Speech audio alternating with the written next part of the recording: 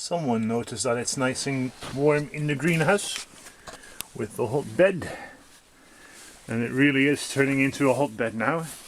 It's roughly 57 degrees Celsius in this part of the hotbed, and today for the first time we're going to actually use that heat. It's now going to pay off. So for those of you who've seen the episode before, you'll know that these are perennial seeds. They all can do with a little bit more cold stratification. So today I'm going to defrost some compost that we made last summer, and this was still on a pile on our meadow. And I thought about where to go and defrost that, and considered the basement of the house close to where the big heating apparatus is. And then I thought, no, it's much better here on the hotbed, because it's probably quite a bit warmer on the hotbed than in the house. The compost we'll use to fill seed trays and pots, and in those we'll sow the first seeds of this season, those that you can sow from February onwards on the package, and I'm assuming that this far up north a bit later is probably a good idea. So we're now getting close to mid-March, and so this is when our growing season is going to start, and I think the way it's going, the hotbed is really going to help make the growing season longer. And here we have that compost. Yeah, frozen solid.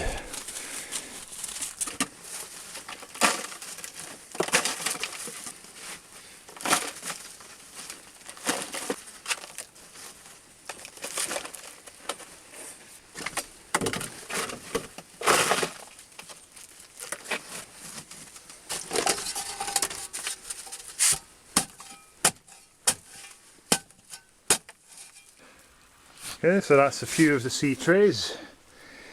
One of the big disadvantages of such a big hotbed in such a small greenhouse is that you have very little space left to walk in and to get to the far side of the hotbed. And these will hopefully be ready to work with tonight, maybe. Might be a bit too optimistic. Might have to be tomorrow morning. And this here is the hottest part of the bed. That's where most of the additions of worm juice, parts of our unfortunate 2 male ducks, urine and kitchen scraps have been dumped. So this will be warmest. I was hoping I could shut the door because the sun has just come out. That will help warm things up even more in here, but then these guys are still here and they don't seem too eager to get out. Oh well.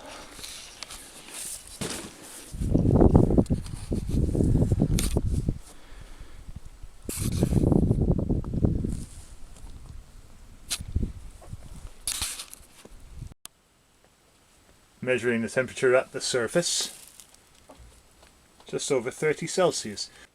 And welcome to the next day. We've had a night of freezing, not very much. I estimate roughly -3, 4, 5 Celsius. But inside the greenhouse, it's been definitely warm enough to melt all this ice and snow in the compost. Yeah, that's gone well. It actually feels quite nice and warm to the touch. Bit of perspiration even on the seed trays. Quite a lot of water vapor coming out of here. The temperature in the hotbed now up to just over 65 Celsius, so it is still climbing. And this is coming close to the point where I said I would turn it.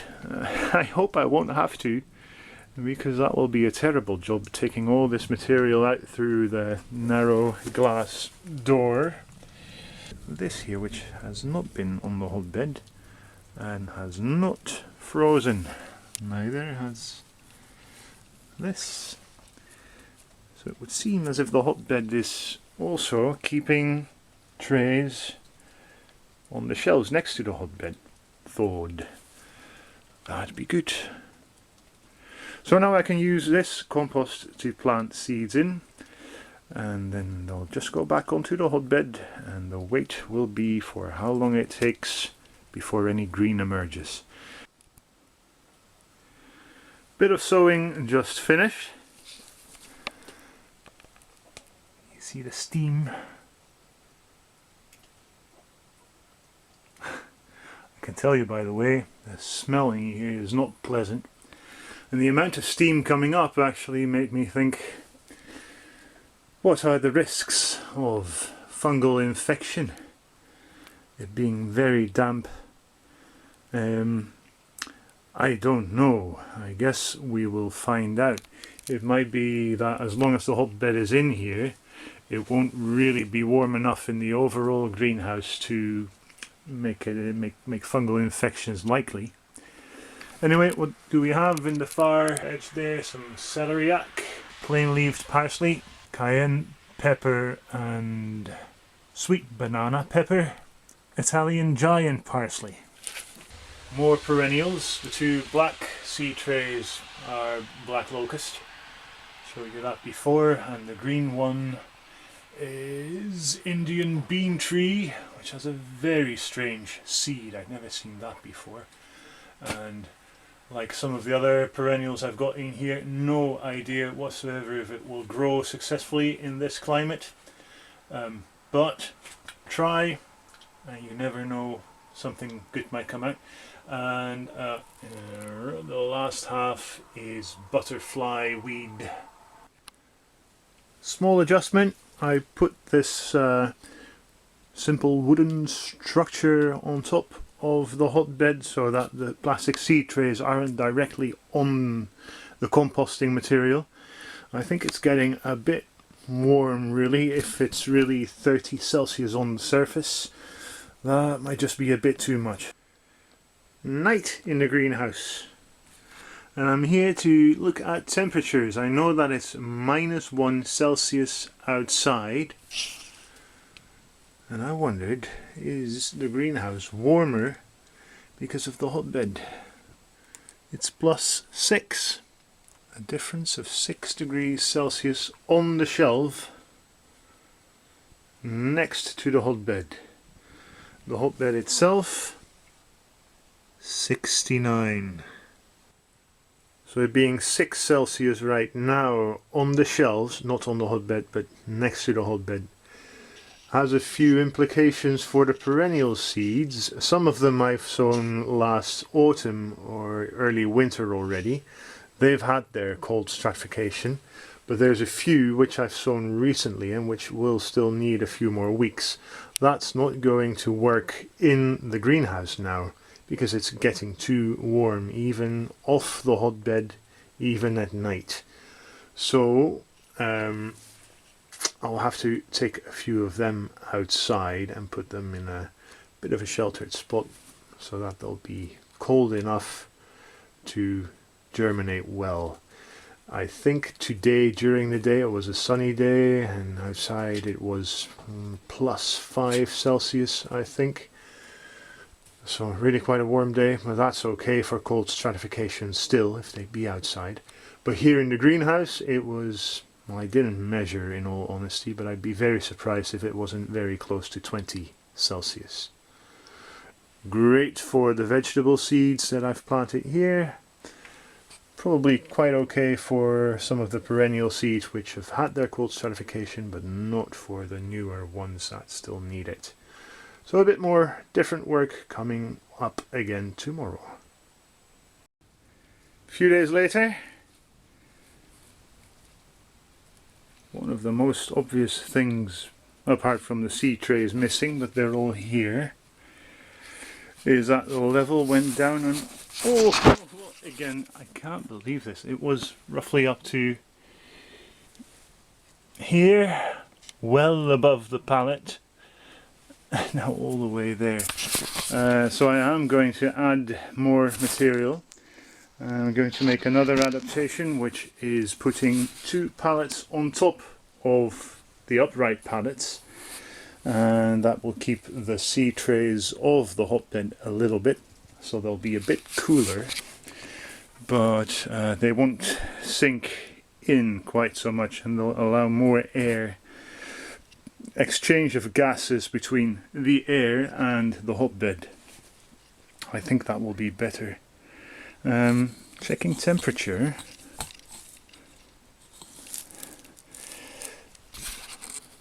Climbing.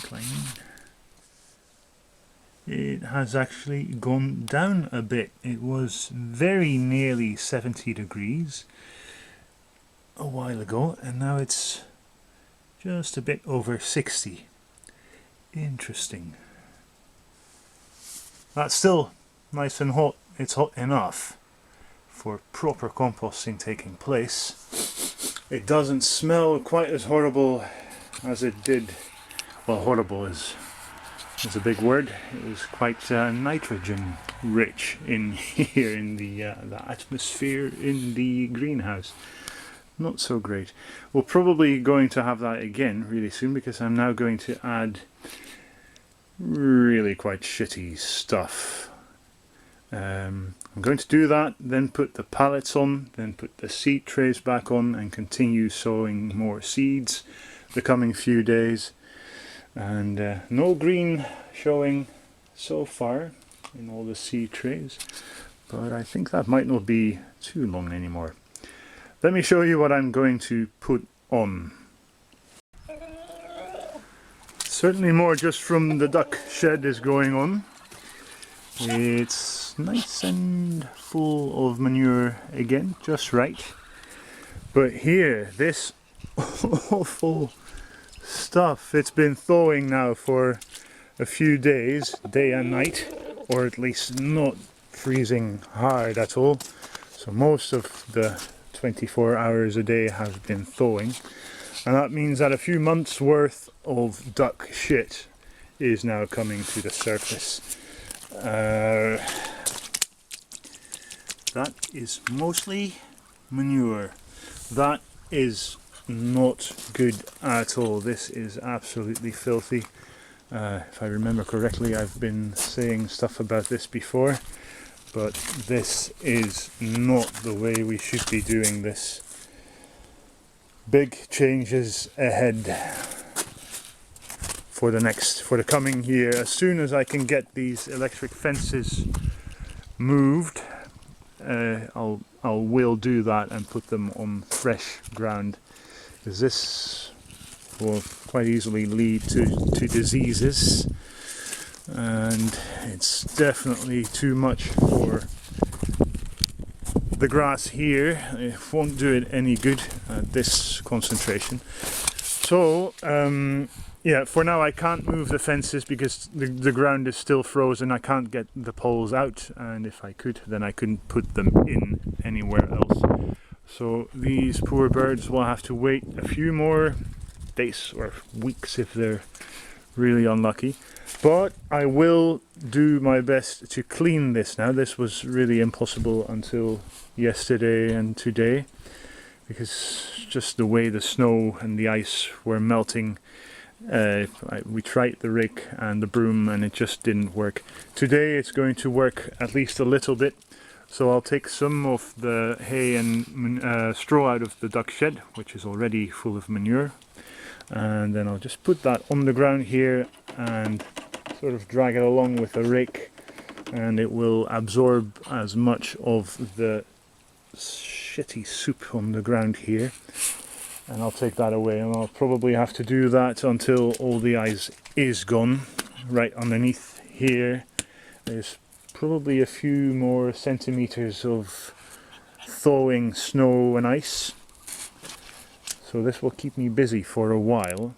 And the upside, of course, is that this is extremely rich material for a compost heap. Maybe a bit too rich even. I might even have to add clean straw and hay. I'll get a better idea of that as we go. So I started aerating the hotbed a little bit and just got too curious to see what's going on, and this looks active, very active. This is turning brown quite nice and damp. I see any little animals walking about. That's a good sign. I don't really think you will be able to work that out. I see a few worms, or might it be, no, that looks more like a larva of something. Little winged insects. Here it's turning white. It is warm. That might not be wet enough, or it's simply mouldy. That could be as well. I'm no expert here. Temperature going quite a bit deeper into the heap. I was actually expecting it to be a bit cooler, but that's 65. So not bad at all. I'll just put this all back and put the new stuff on.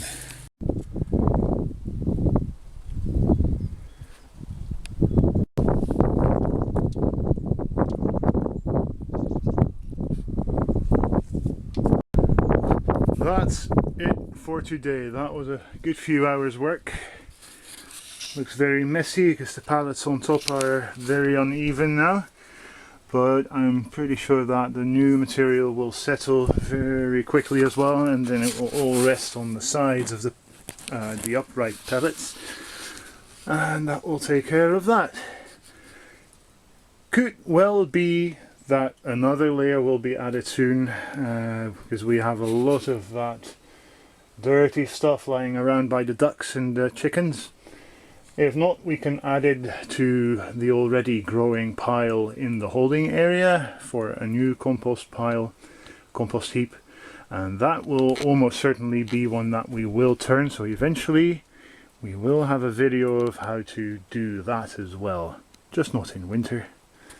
This is the way to do it in winter, I think. That said, winter is certainly losing its grip.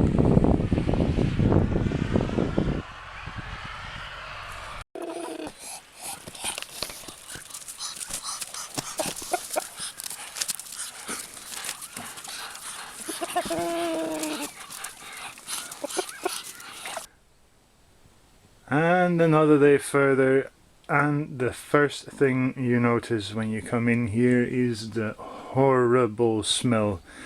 This is much worse than anything that I smelt here before. Before it was a smell of ammonia. That's sort of doable, although it could be more pleasant. But this is the smell that you could sort of imagine if you would really have seen what I put in the wheelbarrow and then on top of this heap yesterday. Straw and hay mixed with soggy old manure. I can't describe it. If you haven't smelled it, you don't know what it's like. It's not very nice. Fortunately, I know there is something we can do, and I mentioned that I would probably do that yesterday, but I didn't get to it because it was in the end quite late already when I finished this. Hello. So I'm going to do that now, and that's adding a layer of straw on top of this. Straw which is, if not clean, then relatively clean. It comes from where we are keeping our young hatchlings. Small birds, small droppings have been inside where it's warm and dry. So that straw it smells a lot better. I know if you add a layer of stuff like that on top of something really smelly, the problem is gone or much reduced. And I know that because we have a compost toilet since summer last year. Very simple, very effective, nice setup. It's basically a bucket disguised as a nice wooden toilet with a proper seat on top. Rudimentary, but it works nicely. And in the bucket you do everything that you need to do, and you put that on sawdust. When you've done your business, then you put a new layer of sawdust on top of that. You don't smell a thing other than sawdust, really.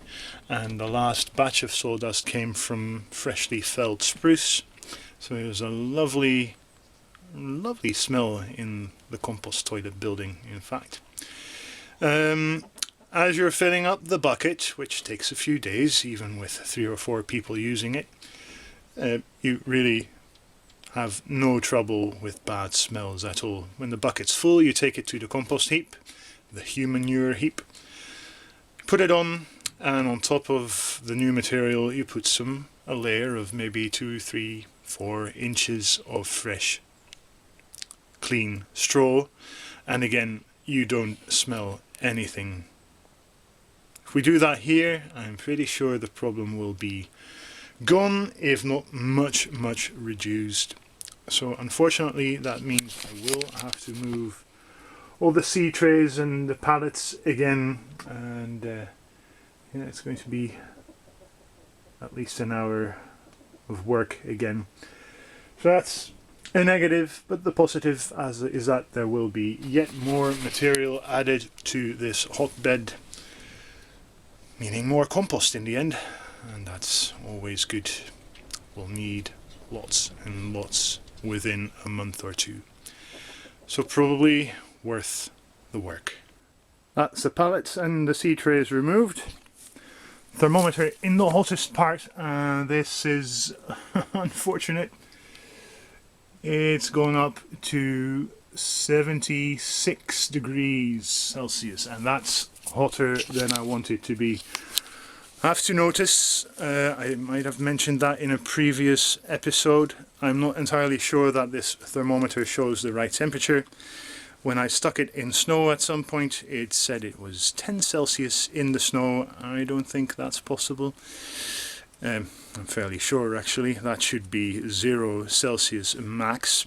So it might be off by 10 degrees, and that would be good because that would mean it's still in the acceptable limit. 70 is really the maximum. If it goes over that, too much of the biodiversity in there will die off. You lose a lot of the stuff that you want in the compost as gas. So you want to keep it down. The most effective way might well be to take it out and to take all that material out, around more than 2,000 litres now. Put it on the ground outside and shovel it back in. I'm not going to do that, I don't have the time for that today. So I'm going to do the next best thing, although it might go two ways, I don't know. I'm going to take a fork and aerate the top third of the bed a bit. I don't know, this is going to be a case of trying and learning what happens. I could imagine that putting some cool air in the heap will help to cool it down a little bit, certainly at first. Opening it up a little bit might mean that the steaming off, the steam water vapor will escape more quickly, and it being so damp, the new material might make it work a little bit slower. On the other hand, more oxygen added might mean it heats up after the initial cooling down. I don't know, so the only thing I can do is keep an eye on that thermometer. If it keeps climbing rapidly, then I know what I'm doing tomorrow, then I'm turning this thing. I hope not. And that's everything. Back again with a new layer of cleaner material on top. Still smell it. Not as bad, but having the door open for more than an hour might have something to do with that. We'll know more tomorrow.